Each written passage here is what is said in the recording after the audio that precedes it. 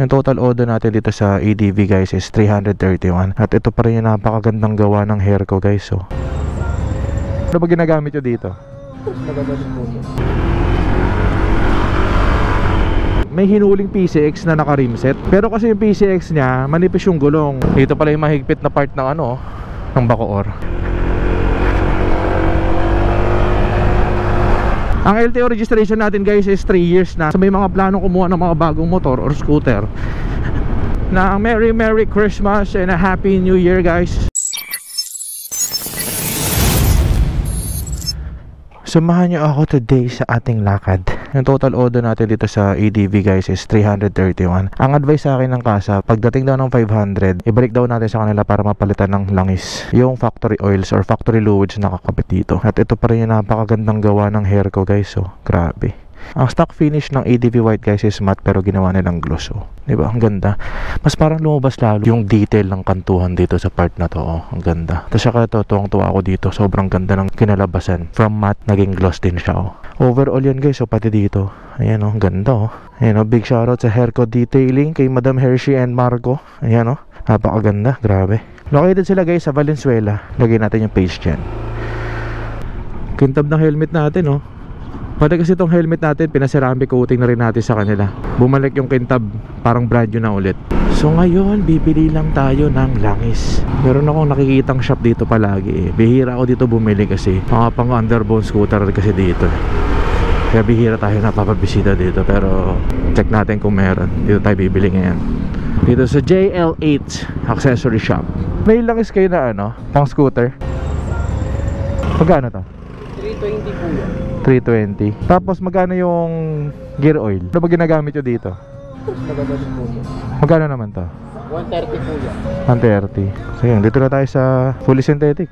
Alright, meron na tayong langis. Wala na. Eh ito daw meron sila fully synthetic eh. Zik pang scooter tapos gear oil. Branded naman. So baka carry na yan. Ito pala guys, may binigay sa akin si Rody na G-Star horn. Pakabit natin yan soon.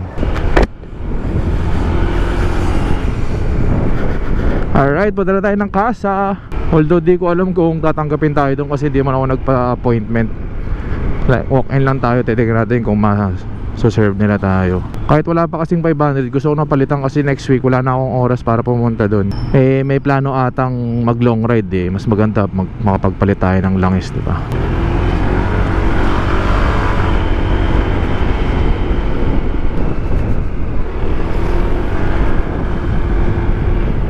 Technically, ito na yung ating first PMS dito sa ADV guys. Nakakapanibago kasi ang mura ng ano, ng langis niya tsaka ng gear oil set na. 'Di ba sa mga scooter, 1 litro lang naman talaga ang nagagamit.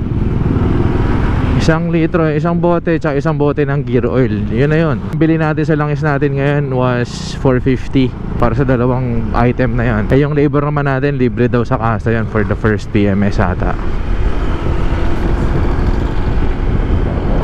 Dito sa takbo natin 333 kilometers. So far, sobrang happy ako sa performance nitong bike.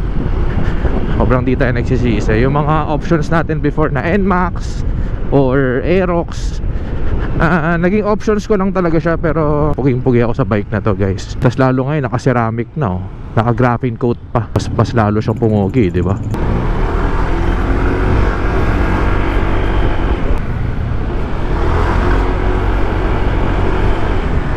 May hinuling PCX na naka rimset. Pero kasi yung PCX nya manipis yung gulong. Hindi siya yung stock na tire, naka-rayos pa siya. Gusto ko magtanong sa enforcer kung what if yung katulad kay Rudy, yung rimset lang pinalitan pero yung gulong same pa rin, yung mataba pa rin. Hulihin pa rin kaya yun.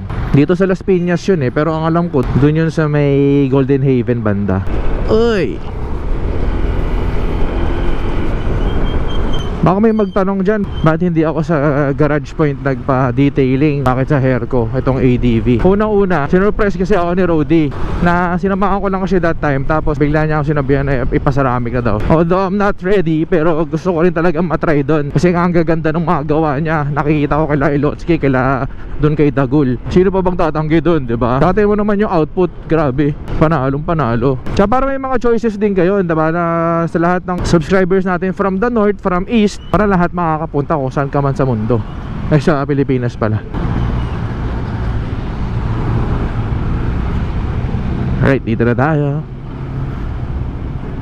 Boss, magpapaano lang, palit ng langis, 500. Sabi balik daw ako pag 500. Okay sir, palabas na lang po ng coupon po. Ah, sige.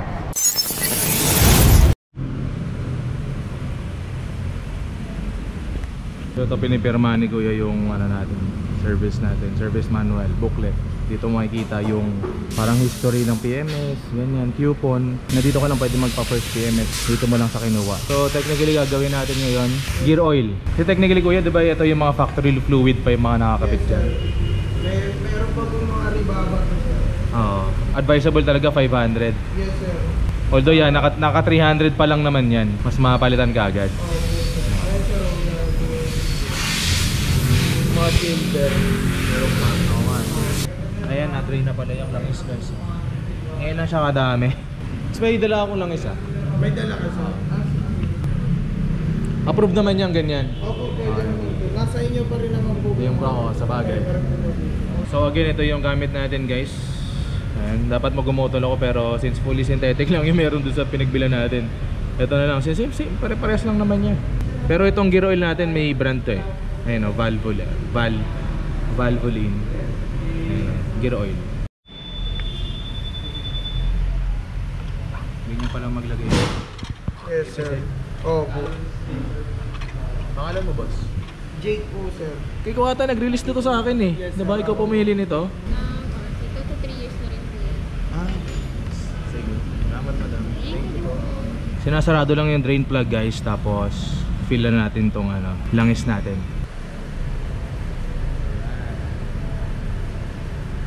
Ubus yan bro. Yes sir. 800 po 800. sa kanya. Sakto po 800 yung nabili niyo sir. Ah, 800 lang ba to? Opo sir. Pinaka-maximum nyo po sir, 7.5.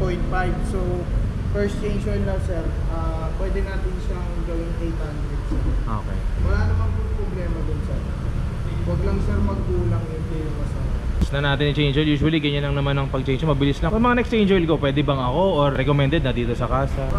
First unit natin sir sa mga bago sir, required po talaga na Dito, natin sa casa talaga.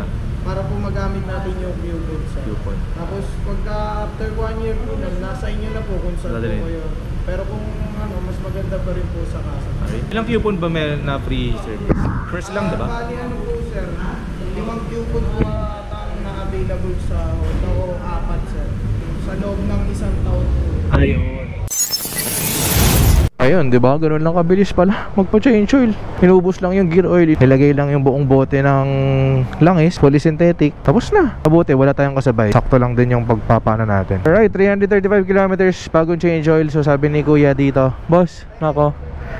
Sabi ni Kuya, ang next change oil daw natin is 1,500. Kala ko 3,000, pero okay na rin yun. Kaysa para di naman masagad. Kumbaga dapat protektado natin to kahit sabihin mo small cc lang to or scooter lang to, diba? Dito pala yung mahigpit na part ng ano, ng Bacoor. This lane must turn right. Tapos dyan ka huhulihin, no? Pwede ba mag-right? Pwede mag-right? Pwede? Alright. Nagurado lang, mamaya masita tayo bigla.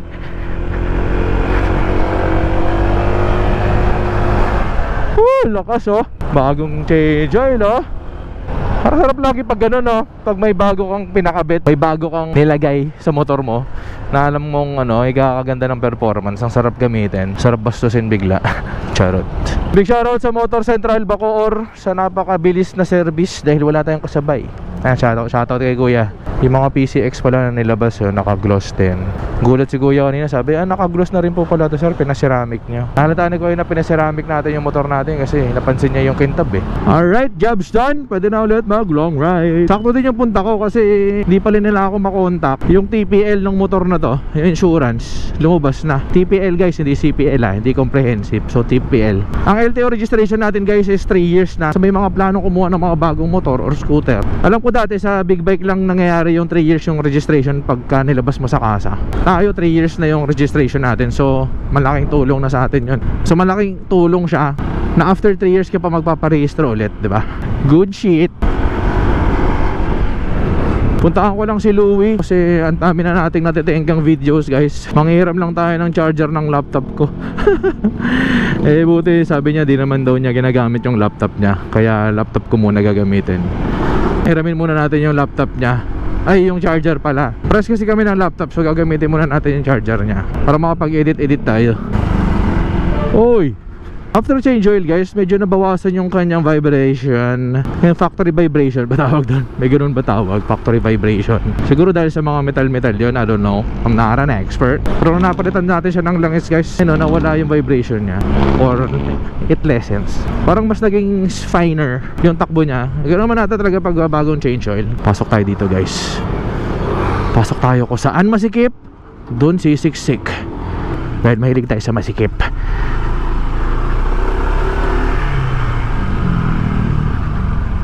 Huwag lang tayo malalaglag. Ay! Dinaan ko dito yung Ducati ko eh. Hindi ko pa ata nalabas yung video eh. Opya. Thank you. Kuha na natin yung charger. Yun lang naman ang ating sadya. Kasi di tayo makapag-edit ng video guys. Anyways, thank you kay Louie. Kasi video na to before Christmas, so I think this is my last video before Christmas. Batiin ko na lang ulit kayo na Merry Christmas and a Happy New Year guys. Maraming salamat sa mga nagstay. Grabe naman tong adventure na to. Makalanganin naman yan sir. Naway magsama-sama pa rin tayo sa 2024. At saka sa mga bago na dagdag sa ating channel. Kung naging interesado ka sa pag-i-scooter natin, ay maraming salamat. Siyempre marami tayong aabangan dito sa motor na to. I'll keep you guys updated sa mga ikakabit natin mga piyesa, accessories, lahat yan bibidyohan natin para sa inyo guys. Abangan nyo rin siyempre yung mga exciting long rides natin kasama ang tropa, kasama ang scooter boys.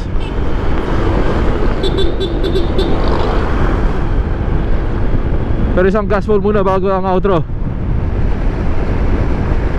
dahil bagong change oil. Hey!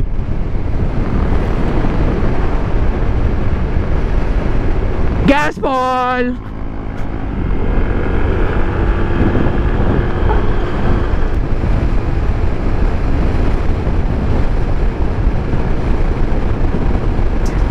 Alright guys, paalam na and I'll see you on our next video.